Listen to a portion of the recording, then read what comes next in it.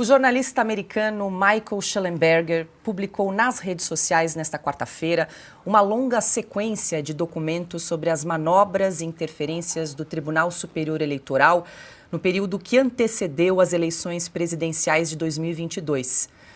Nós vamos repercutir esse assunto a partir de agora aqui em Oeste Sem Filtro com o autor, então, dessas revelações, conosco aqui no estúdio, o jornalista Michael Shellenberger. Muito boa noite, seja bem-vindo. Muito obrigado. Eu vou começar a pedir para você contar aqui rapidamente para a gente, para quem está nos acompanhando, Michael, quais foram as principais revelações desses esses arquivos internos do Twitter em relação à atuação do Tribunal Superior Eleitoral aqui no Brasil? Ok. É importante entender que a gente já publicamos muitas reportagens sobre o que aconteceu a Twitter antes de Elon Musk comprou a companhia. E o que revela é que o TSE e o Alexandre de Moraes, ele pediu de uma forma muito séria que Twitter revela as identidades e a informação privada sobre gente que somente usava certos hashtags, certas demandas políticas. E as outras empresas, Google, Facebook, eles deram a informação privada ao governo. E nós temos visto muita coisa mal nos últimos anos contra os direitos humanos, contra o direito à liberdade de expressão. Esse é um momento, um caso pior, um dos casos mais ruins que nós temos vistos. Por quê? Porque o governo está perseguindo, ameaçando a cadeia aos empregados de Twitter. E não hemos visto nada parecido a isso. É uma coisa mais séria e mais como uma ditadura, porque em outras partes do mundo havia mais uma burocracia que demanda a censura. Mas aqui é uma pessoa, e sou o TSE, e então me dá muito medo e eu sinto muito raiva por o povo do Brasil a ver o que está acontecendo aqui. Esse é um país que eu amo muito, eu morei aqui, eu era muito parte da esquerda como jovem, e eu vejo isso e isso parece atos de uma ditadura, né? Atos de uma ditadura, e não é coisa democrática, não é transparência. Então, eu não entendo tudo do que publicamos, porque tem muita informação, mas eu peço ao povo do Brasil a ler o Twitter Files Brasil por vocês mesmo, para entender o que está acontecendo, porque para mim é um grande choque. Não podia acreditar que uma pessoa, um comitê pequeno, um juiz, pode fazer coisas assim. Não parece nada, não tem nada a ver com nossa tradição de liberdade no Oeste. Michael, eu vou abrir para as perguntas agora. Ana Paula Henkel. Michael, bem-vindo ao Brasil. Eu acabei de sair do Brasil, você chegou. Muito bem-vindo. Parabéns pelo incrível trabalho. Estou vendo aqui no chat os brasileiros já te elogiando muito e agradecendo pela abertura desses arquivos do Twitter Brasil. Eu traduzi hoje toda a thread, né, todo o fio de vocês para o português, porque o brasileiro precisa saber o que está acontecendo. E o que eu queria te perguntar, Michael, e nós já conversamos muito sobre o que acontece no Brasil, em lives e também em Londres, quando assinamos a Declaração de Westminster. Eu gostaria que você falasse um pouco dessa Declaração de Westminster, como ela é importante e como o brasileiro pode se defender deste complexo industrial da censura que hoje nós temos percebido. É um caminho que tem sido implementado por muitos países no Ocidente. Ok, é importante entender que o que aconteceu aqui é que houve uma reação dos governos do mundo, em verdade, os Estados Unidos, o governo da Inglaterra, governos da Europa, do Brasil, contra movimentos populistas, principalmente da direita, mas era o Brexit, Trump e Bolsonaro. E resultou uma reação de agências de inteligência, de segurança, dos estabelecimentos, e criaram vários grupos, ONGs. E o que observamos em todos os países que investigamos, até o Czech Republic, a República Tchecoslováquia anterior, Inglaterra, Irlândia, Canadá, os Estados Unidos, o envolvimento de forças policiais, de as pessoas que não devem se envolver nas questões de expressão e liberdade. Nós temos uma tradição no Oeste de deixar as pessoas falar o que pensam, e parece muito básico. 300 anos de liberdade, e você vê esses documentos, é como ler alguma coisa da Inquisição espanhola. É como você está observando gente que comportam como totalitarianos. Né? Desculpa, meu português é muito ruim.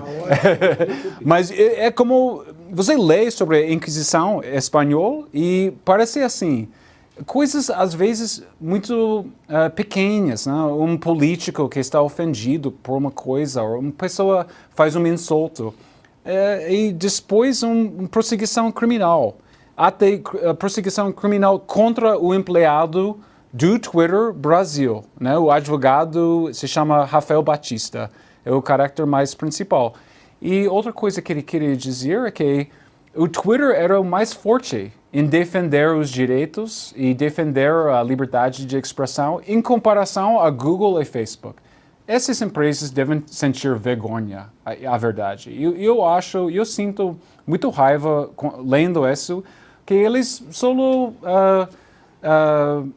dão ao governo o que o TSE demanda, né? E Twitter era a única que estava lutando. Agora a gente tem Elon Musk, que está permitindo expressão mais livre, mas a gente era muito cerca a perder nossas liberdades. E esse é o que se observa dos documentos. Nós recebemos aqui no estúdio o jornalista Michael Schellenberger. Silvio Navarro. Michael, boa noite, obrigado pela entrevista.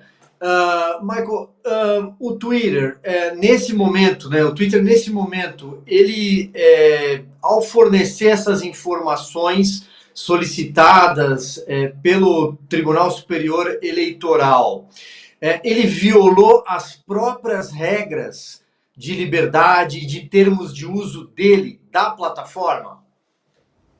Eu acho que sim. Era interessante, porque o Twitter, os empregados, eles observam, existe uma conversa entre os empregados de Twitter. Eles dizem que o governo brasileiro, o TSE, está fazendo demandas que são contra nossas regras adentro. Mas também era contra a Constituição brasileira.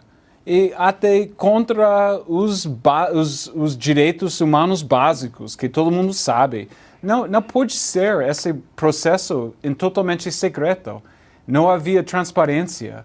As pessoas, esse juiz de Moraes, está fazendo coisas como ditador. Não sei outra maneira de dizer, desculpa, não sei, que não quero ser...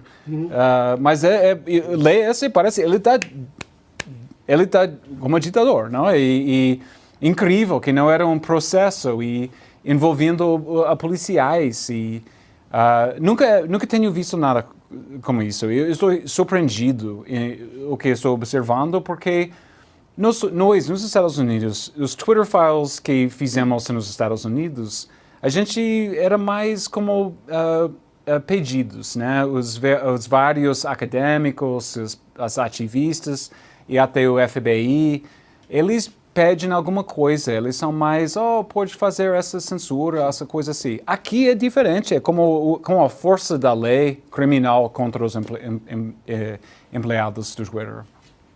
Piotr. Michael, obrigado por nos atender. Você está fazendo uma diferença que nos Estados Unidos eram consultas.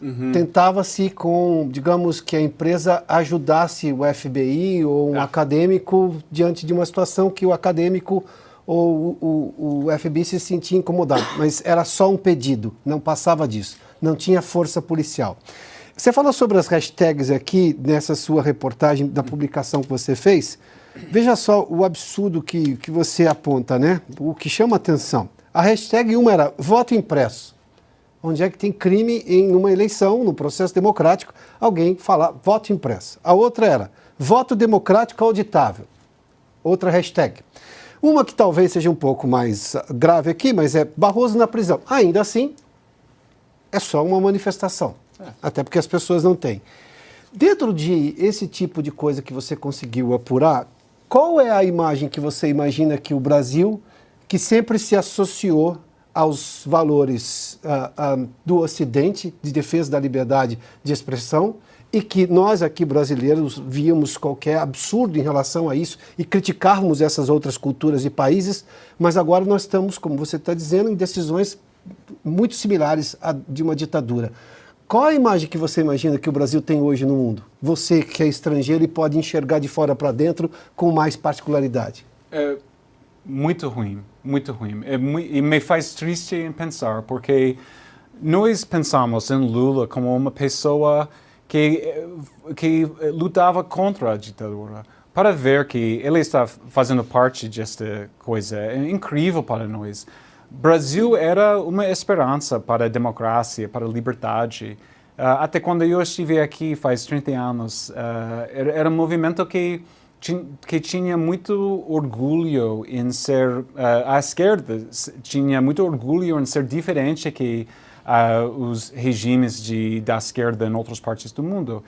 E ver isso, eu sinto muito chocado. E, como você disse, esses hashtags em particular, uma pessoa, por exemplo, e disse que retweet ou republicar, que eu concordo com isso, uma coisa, para o governo demandar e pedir que Twitter revela informação pessoal sobre as pessoas é incrível a mim.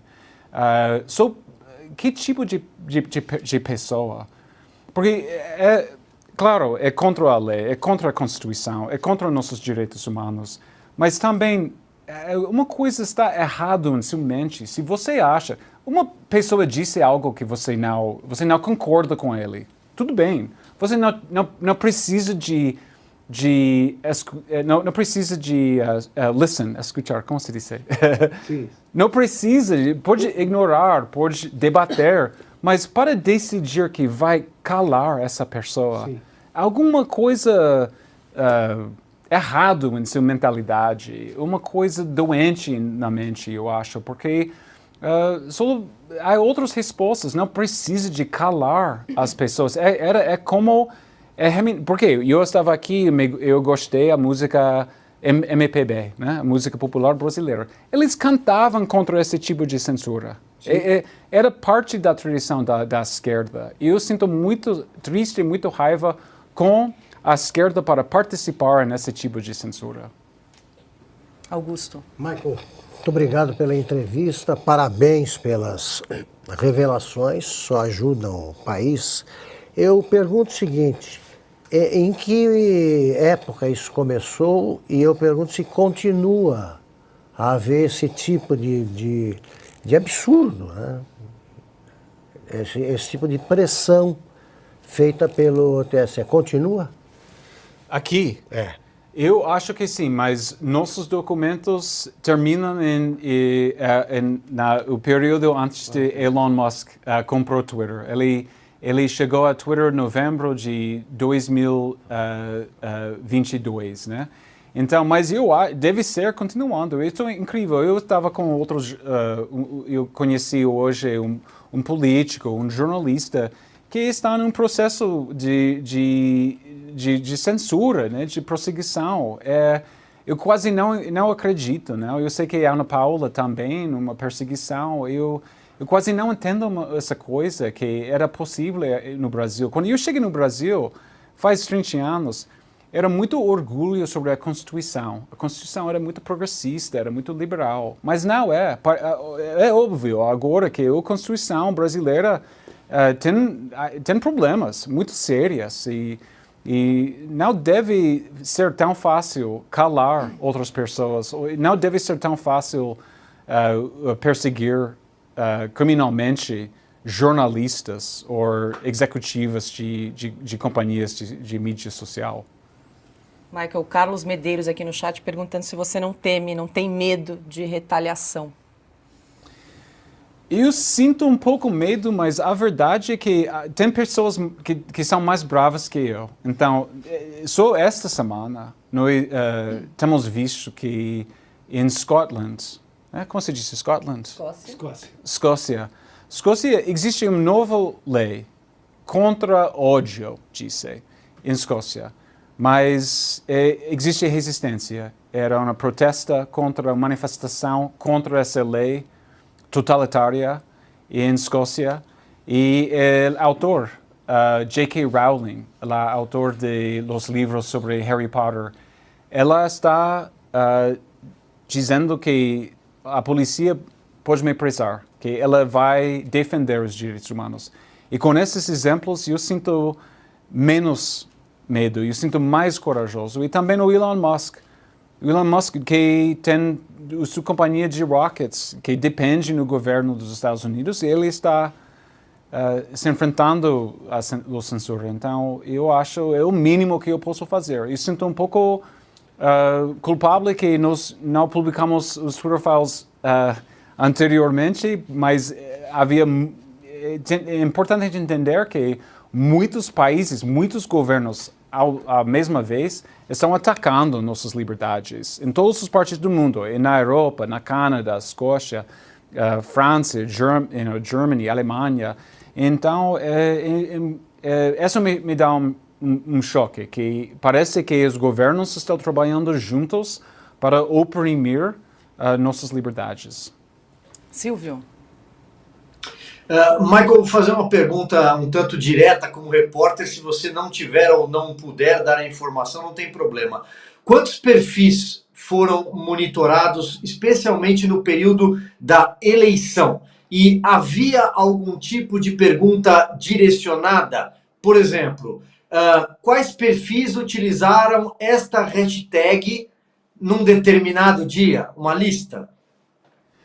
O número exatamente não sei, mas eu sei que eram muitos, não era como dezenas, era milhares, né, de pessoas. Então, porque era uma campanha eleitoral. Então, e uma coisa que também eu queria dizer era que existe um debate sobre se as eleições são justas ou não justas, se era erros ou problemas. Este debate existe nos Estados Unidos.